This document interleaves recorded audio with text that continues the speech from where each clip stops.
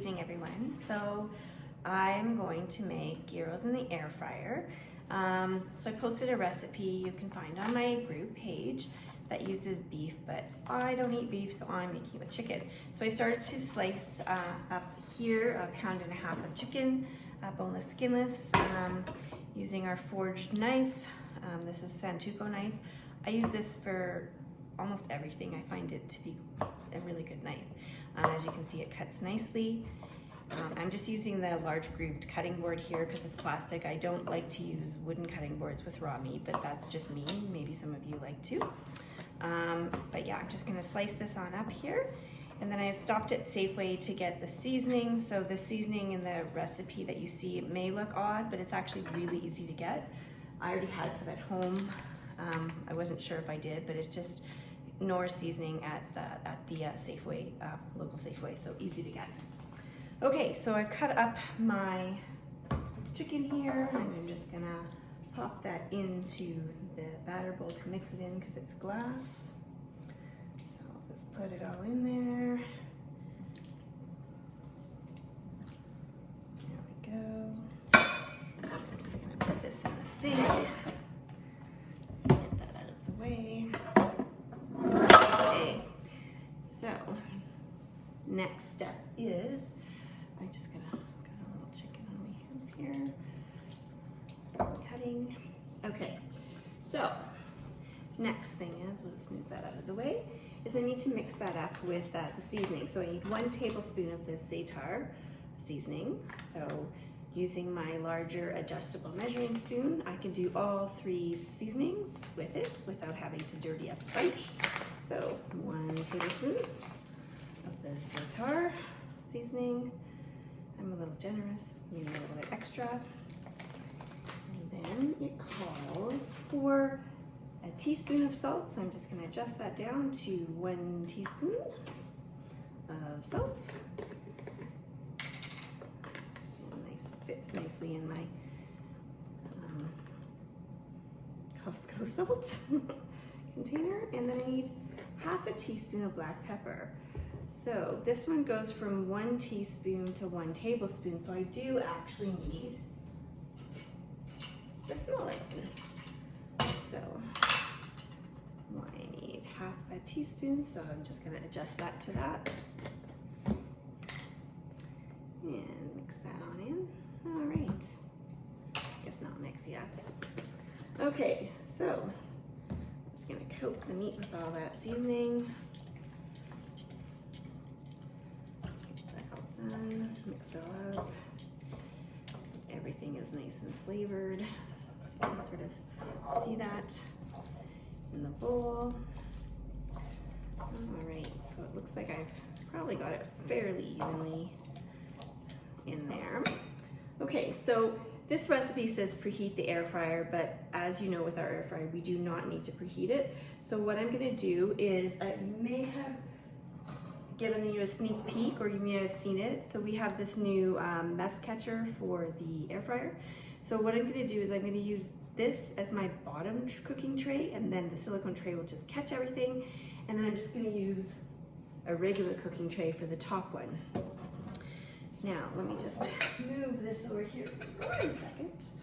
And then another thing that they have remodeled is the kitchen spritzer. So I've got the new kitchen spritzer here, and it comes with a little handy dandy chart reminding you to help prevent leaking or clogging, to unscrew the collar, which I've mentioned you a few times in my videos. Every time you've done using it, make sure and screw it to depressurize it. And then to pressurize it, you just pump until you get a resistance. So I just filled it up. Part way again, there's a line here. I didn't do it all the way. So I'm just gonna pump that. And I've got olive oil in here. So I think I've indicated in previous times that in case you didn't see one of those videos, depending on how thick your oil is, the spray will be thinner or more misty. So look, oh look, that's nice and misty actually. So good. So if you do remember to once a month sort of clean out, a deep clean of your spritzer, it'll stay misty. Otherwise it might start to clog, which my other one was doing because I was a bit neglectful in doing that. So I'm just gonna spritz it just to help prevent sticking and make easier cleanup. some people ask me what I use to clean these trays. So if you stick them in hot, when they're still hot, right into hot soapy water, works pretty good. Or I just use one of those really cheap scrubby things from the dollar store, really, to clean them up. Okay, so let's just put some of the meat on the cooking tray here. So it's nice and seasoned. Super easy. Okay, and it's not going to take very long to cook either, so give it nice and space. So I'm going to put that in on top here, and then I'm going to fill up the bottom one, the mess catch tray from our new catalog, on the bottom, and I will put the rest of the meat on this one. There we go. It's a nice, easy weekday recipe too, because it will take like no time. Okay, so that's all done. And again, these are just a pair of our small chef's tongs. So I'm gonna pop that in.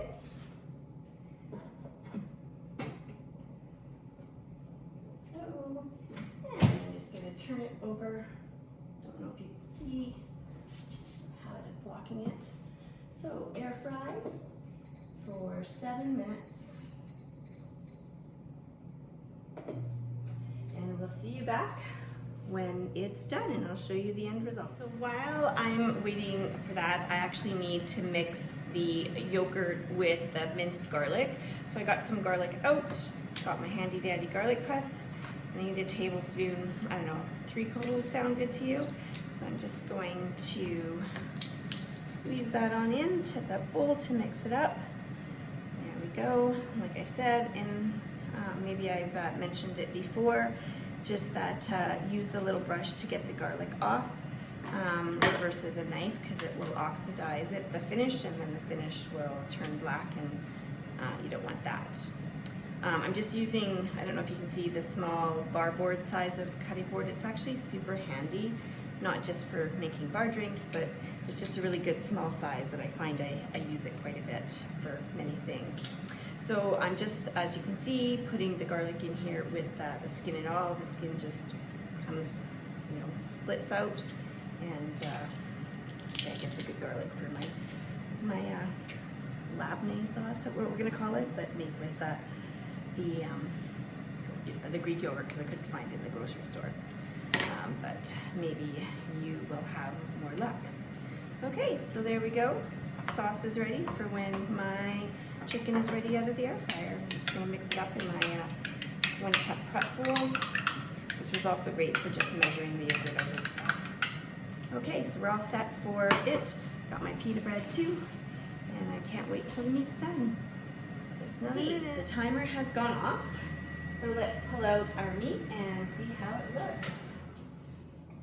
Okay, so there we have the top. It looks pretty tasty. Again, mini oven gloves, perfect size for getting these trays out, so if you don't have them, perfect. And then the bottom, and so the mess catcher, just, not that I really had any juices on there, would keep it sort of from making a mess. So probably really great for like bacon, or if you have like something that's kind of drips a lot more, then it'd be great. Anyways, I'm going to put this down, and then I have spread the labneh onto the pita with the small spreader, and now I can just pile my meat right on there. So let me just close that air fryer, grab another set of tongs, and decorate that up, and then you could serve that with a nice green salad, and it'd be a tasty and easy weeknight meal. So yeah, there you go. Bon appetit, everyone. Have a great night.